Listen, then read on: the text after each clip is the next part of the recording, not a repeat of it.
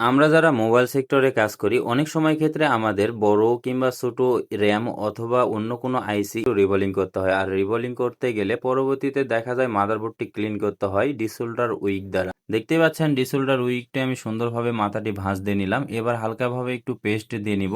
এরপরে যে আয়রনটি ব্যবহার করব অবশ্যই ভালো মানের আয়রন ব্যবহার করবেন। আর হিট 350 থেকে 380-র মধ্যে রেখে সুন্দরভাবে আলতোভাবে মাদারবোর্ড ক্লিন করতে হবে। অতিরিক্ত প্রেসার ক্রিয়েট করা যাবে না, সেক্ষেত্রে মাদারবোর্ডের পিনগুলো ড্যামেজ হয়ে যেতে পারে। অনেক সময় ক্ষেত্রে নতুন কিছু টেকনিশিয়ান ভাই আছে যখন এই ধরনের কাজগুলো করতে যায় ভালো মানের ডিসোল্ডার উইক ব্যবহার না করার দরুনে দেখা যায় মাদারবোর্ড ক্লিন করার সময় একটা বল আরেকটা বলের সঙ্গে অ্যাডজাস্ট হয়ে যায় কিংবা মাদারবোর্ডের পিনগুলো উঠিয়ে যায়। তো চেষ্টা করবেন অবশ্যই ভালো মানের আয়রন এবং ভালো মানের ডিসোল্ডার উইক ব্যবহার করার জন্য। দেখতে পাচ্ছেন খুব সুন্দরভাবে আমি কিন্তু মাদারবোর্ড প্যাড ক্লিন করে নিয়েছি। এবার আইসি গুলো ভালোভাবে ক্লিন করে নিয়ে রিবোলিং করে বসিয়ে দিলে আশা করা যায় ইনশাল্লাহ আমার ফোনটি চালু হয়ে যাবে। তো ভিডিওটি যদি ভালো লাগে অবশ্যই ইউটিউব চ্যানেলটিকে সাবস্ক্রাইব করে ভিডিওটিকে শেয়ার করে দিবেন। ধন্যবাদ।